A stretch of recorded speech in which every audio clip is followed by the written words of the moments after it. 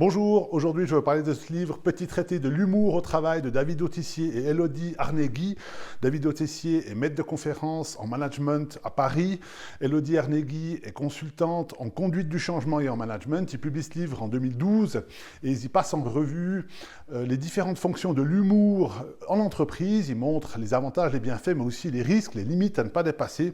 C'est une lecture que j'ai faite en préparant le prochain numéro d'HR Today qui sera consacré à l'humour au travail et qui va paraître fin juin 2024. Et donc j'ai décidé de vous en faire un petit compte-rendu maintenant.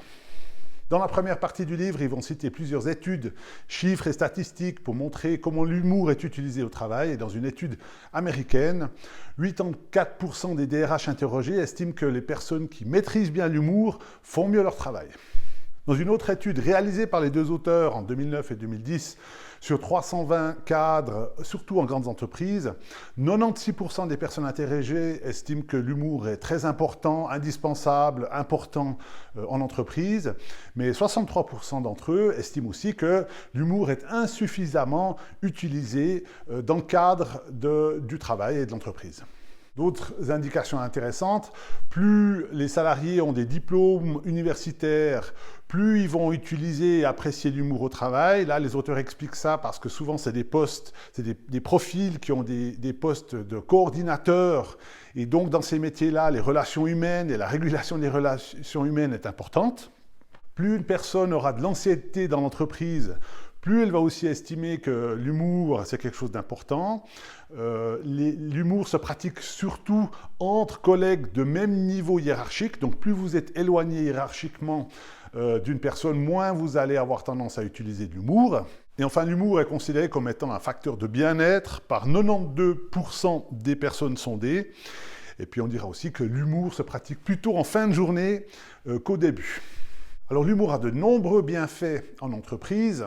Il permet de dédramatiser des situations, de réduire le stress, d'améliorer la collaboration dans une équipe. Il va augmenter aussi la créativité. Il permettra aussi de mieux entrer en contact avec une personne qui arrive dans l'organisation ou un client ou un fournisseur externe.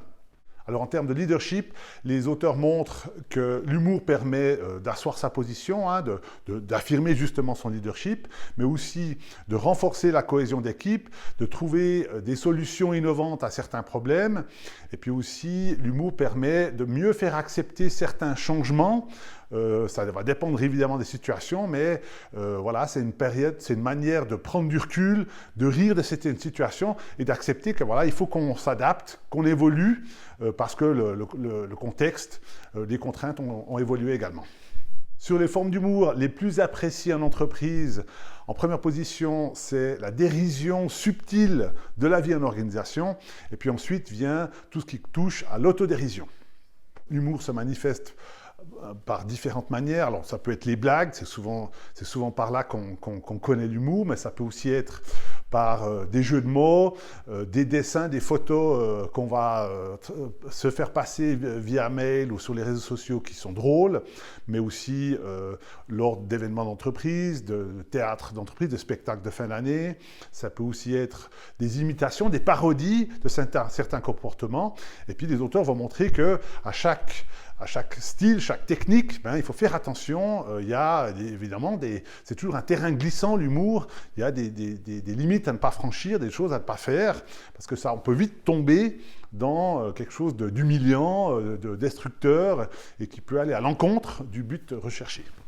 Bon à savoir quand vous allez pratiquer l'humour en entreprise, premièrement, ce n'est pas quelque chose qui se prescrit. Vous n'allez pas, en tant que direction générale, dire aujourd'hui, dorénavant, on va pratiquer l'humour en entreprise, ça va être bon pour notre créativité et notre performance. Donc ça ne fonctionne pas. Ça, c'est une manière d'instrumentaliser l'humour et ça va avoir des effets inverses. L'humour est toujours un accord entre les collaboratrices, collaborateurs et l'institution, et ça va donc toujours se jouer en contexte, selon les situations, selon le public cible, selon les personnes présentes dans la salle. Donc c'est quelque chose de très délicat, de très subtil, et comme je l'ai dit tout à l'heure, c'est un terrain glissant, on peut vite basculer dans quelque chose d'humiliant, dans quelque chose qui peut faire du mal. Un exemple classique, à proscrire absolument, c'est toutes les blagues sur l'origine ethnique des personnes ou sur les questions de genre, parce que là, très vite, on va blesser, on va humilier, on va entrer dans voilà, cette stigmatisation de certaines personnes dans le groupe ou dans l'entreprise.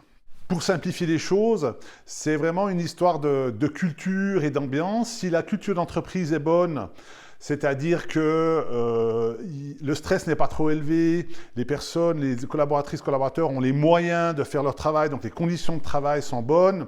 Si la direction, le comité de direction donne l'exemple et sait utiliser l'humour, si l'humour est utilisé aussi dans les communications officielles, à l'interne mais aussi à l'externe, ou dans les événements d'entreprise, et que ça fait partie justement de la culture, là, ben, la tolérance et la capacité et la liberté qu'on aura à faire de l'humour, ça va beaucoup plus grande. À l'inverse, dans des contextes organisationnels difficiles, durs, où il y a déjà de la pression, il y a peut-être un management toxique, il y a peut-être justement pas assez de ressources et de moyens pour atteindre les objectifs. Là, l'humour, ça va beaucoup moins bien passer. On va considérer que ce n'est pas le bon moment, pas le bon endroit pour rigoler. Là, on est en souffrance. Donc là, ça va dépendre justement du contexte et de la culture de l'entreprise. Ils vont donner plusieurs exemples aussi de blagues et d'anecdotes qui sont drôles. Alors, la compagnie aérienne Southwest Airlines, elle pratique l'humour dans ses avions. Alors, une annonce qu'ils font, c'est de prévenir les passagers que s'ils fument pendant le vol, ils vont avoir une amende de 2 000 $ et qu'à ce prix-là, ils ont meilleur temps d'aller voler avec la concurrence Delta. Une autre blague qui rapporte dans ce livre que j'aime bien, et qui est assez connue, c'est celle du consultant aux dents longues qui part en vacances en Écosse, dans les Highlands, et sur un chemin, ben, il se retrouve confronté à un immense troupeau de moutons qui bloquent la route.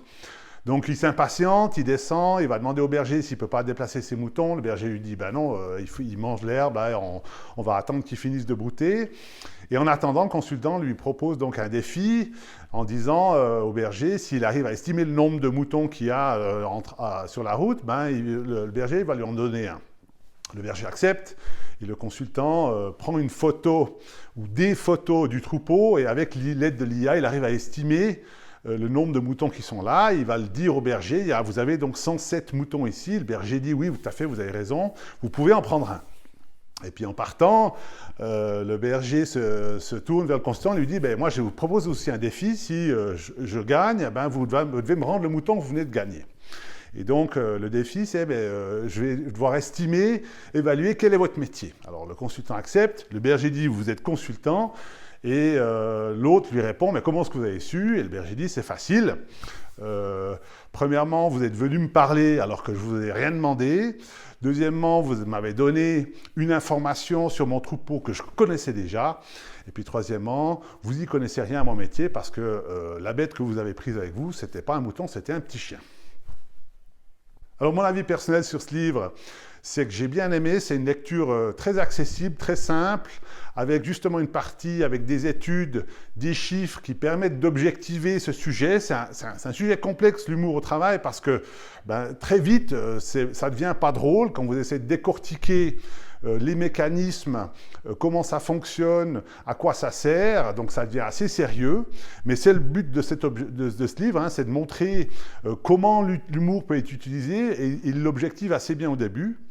Ce que je retiens, c'est cet aspect culturel, c'est-à-dire que c'est dans un environnement sain que l'humour va montrer tous ses bienfaits, tous ses bénéfices, réduction du stress, augmentation de la créativité, des meilleures relations humaines. Par contre, c'est vraiment à condition que l'environnement soit sain. Au contraire, si c'est un environnement dur, avec des contraintes, où c'est difficile, les relations ne sont pas bonnes, là, ça ne sert à rien d'essayer d'instrumentaliser l'humour pour faire débloquer la situation. Dernière partie du livre, enfin, il propose quelques questionnaires pour vous aider, nous aider, lectrices et lecteurs, à savoir quel est notre type d'humour. Déjà, est-ce qu'on est plus ou moins drôle? Est-ce qu'on a un rapport? Quel est notre rapport à l'humour? Et puis ensuite, quels sont les types d'humour qui nous conviennent plus ou moins bien? Merci beaucoup et à la prochaine fois.